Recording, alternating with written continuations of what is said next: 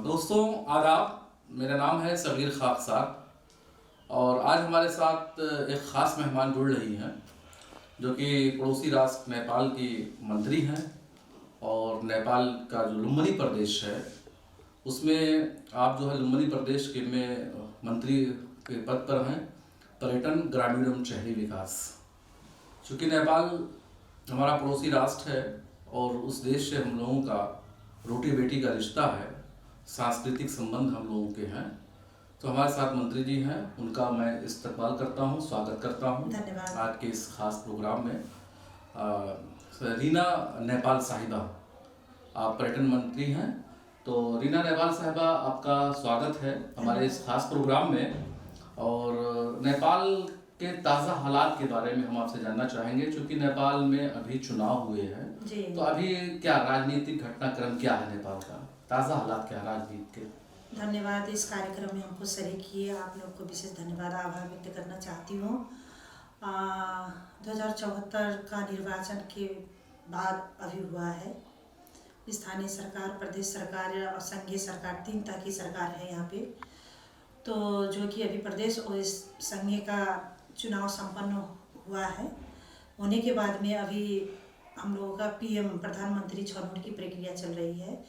जो पार्टी थी, पार्टी में एक दल होता है, उसमें नेता छनौट होता है, उस नेता के छनौट का काम संपन्न हो गया है। अब हम तत्काल अब शुरुआत हो रही है, राष्ट्रपति के तहत से हुआ है कि जो बड़ा दल है जल्द से जल्द प्रधानमंत्री छनौट करे करके।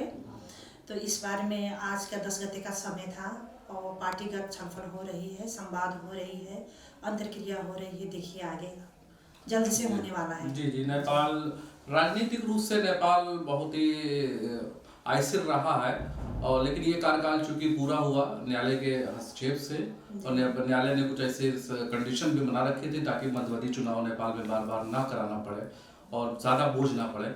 आप लुम्बिनी प्रदेश का प्रतिनिधित्व करती हैं जी। और लुम्बिनी प्रदेश का महत्व इसलिए भी है क्योंकि वो भारत से जुड़ा हुआ है एकदम। और दूसरी चीज़ जो है गौतम बुद्ध की जन्मस्थली है। जी। जब नेपाल की खूबसूरती की बात होती है, जब उसके प्राकृतिक सौंदर्य की बात होती है, तो एक बहुत ही खूबसूरत तस्वीर नेपाल की उभर कर आती है सामने। और मैं आपको बता दूं कि मैं आप ही के प्रदेश के दांग जिले में झुलंगी पुल के नीचे के अभी हमने एक वीडियो डाला था अपने सोशल साइट पर, यूट्यूब चैनल पर भी, तो वहाँ पे कुछ लोगों ने देखा और उस खूबसूरती को देखने के बाद कहा कि यार ये तस्वीर क्या काम कश्मीर की है।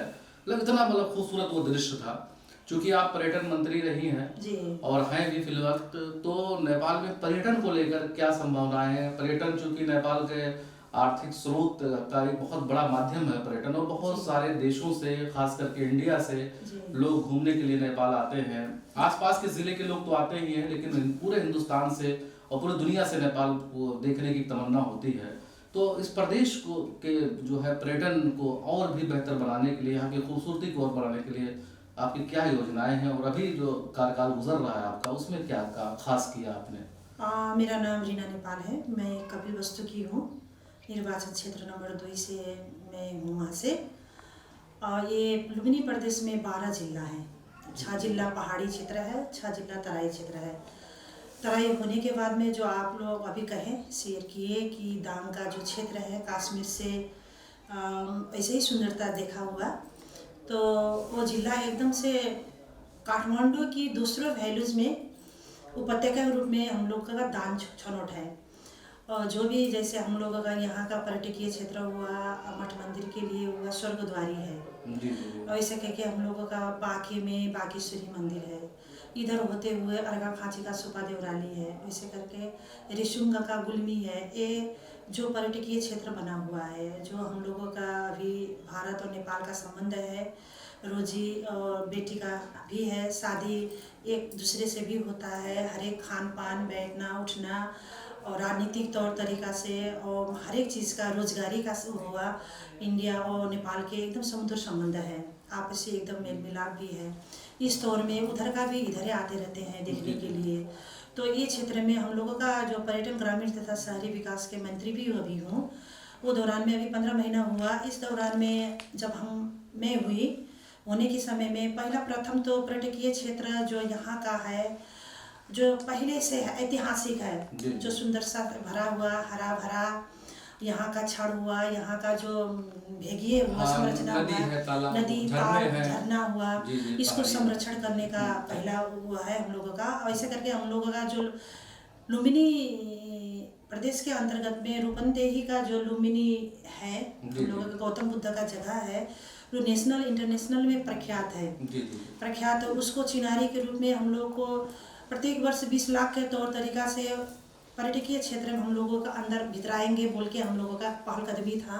जी जी। तो हर एक दिन यहाँ से इंडिया से न हो के अंतर्राष्ट्रीय लेवल से भी यहाँ आते हैं। जी जी। तो उसको गंतव्य के तरफ में वहाँ का जैसे यहाँ का स्थानीयता का सामग्री हुआ, जी जी। यहाँ का उत्पादन का चीज़ हुआ, यहाँ का जो व्यापारीकरण है, जो व्यवस्थापन के लिए हुआ, यहाँ का हर एक सुंदरता है।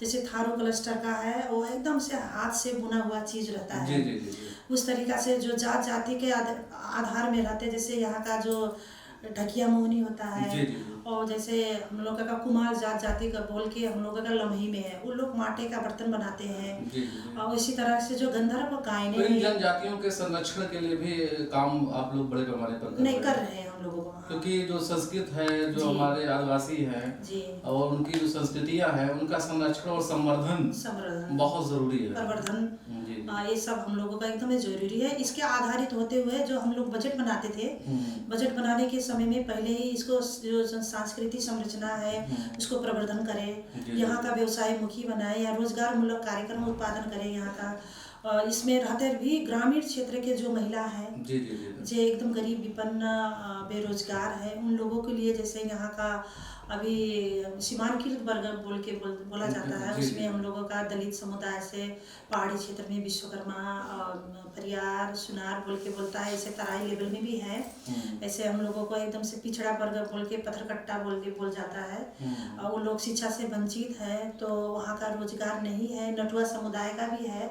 जैसे 12 जिला में पहाड़ी भेग में कैसा किस्म का समस्या है, बेरोजगार मूलक कैसे बैठ रहे हैं। जो हम लोगों का सामाजिक स्थिति के अनुसार सूचांक में जो मानव सूचांक में जो पीछे पड़ा समुदाय है, पीछे पड़ा हुआ है, जो आर्थिक स्थिति से कमजोर है, उस लोगों को पहाड़ी जिला में फर्क पड़ता है, तराई जिला में फर्क पड़ता है। तो इसके लिए हम लोग के सशक्तिकरण कार्यक्रम के अंतर्गत में ग्रामीण, जैसे हमारा पर्यटन, ग्रामीण तथा शहरी विकास, पर्यटन मतलब न होके उसमें ग्रामीण भेगे, जैसे अभी बोले हम लोग सीमांकित वर्ग जो दलित वर्ग समुदाय है, उस लोगों के लिए हम लोग बजट छुट्टाए हुए हैं। नहीं, कहावत है जैसे कि पहाड़ में नदी और युवा नहीं रुकते हैं जी, वो बहते रहते हैं। युवा रोजगार की तलाश में रहते हैं, नदियाँ बहती रहती है, अपना रास्ता तो बना लेती है।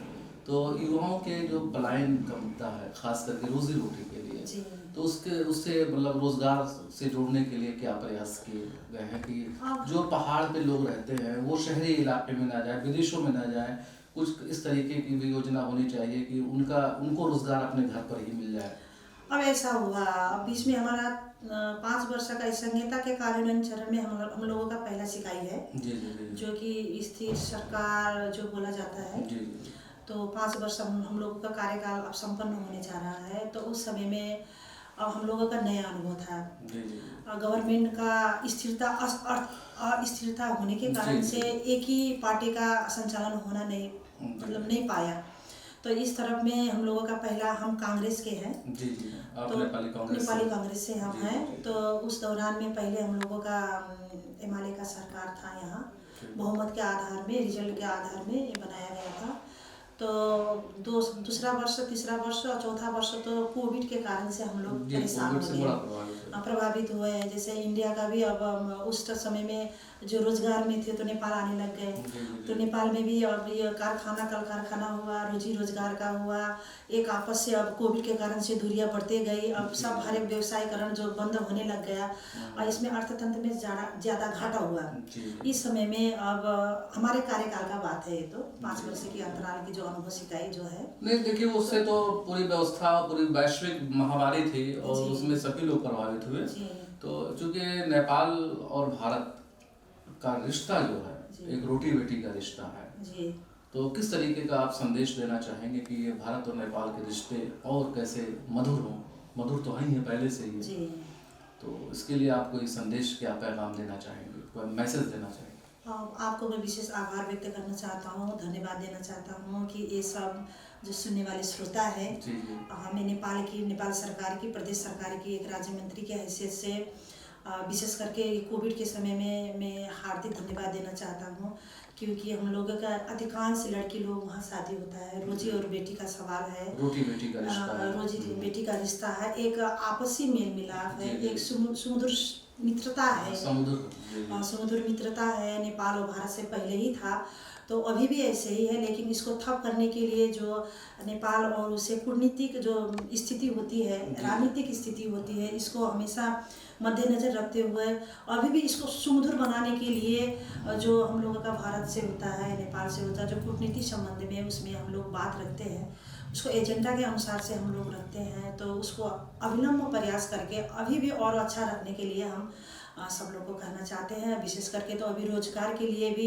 ज़्यादा करके तो हम लोगों का नेपाली के जाते हैं वहाँ, और यहाँ का जो थोड़ा सा अभी व्यवस्थित रूप में नहीं है, जोरदार मांग भी है, जैसे कल कारखाना हुआ, रोजगारी के सिलसिला में हुआ, ज़्यादा करके के इंडिया और भारत और उसमें अमेरिका और कतार हर कुछ ज़्यादा है, लेकिन वो रेमिटांस से नेपाल को एकदम अर्थतंत्र में मतलब अच्छा हुआ है, जो एक गरीब था वो भी स्थिरता के साथ में थोड़ा सा मजबूत हो गया है। तो ये सुमधुर मित्रता से जो घर और परिवार और समुदाय एकदम से आगे बढ़ा हुआ है, इसलिए हम धन्यवाद देना चाहते हैं। जी, आप थे रीना नेपाल साहिबा, आप पर्यटन मंत्री हैं लुम्बिनी प्रदेश की, नेपाल के, और आपने नेपाल के राजनीतिक अस्थिरता में, राजनीतिक स्थिरता के बारे में, भारत और नेपाल के संबंधों के बारे में, रोजगार के बारे में, महिला विकास के बारे में अपनी बेबाक राय रखी। हमसे बात करने के लिए रीना नेपाल साहिबा बहुत बहुत शुक्रिया आपका। धन्यवाद।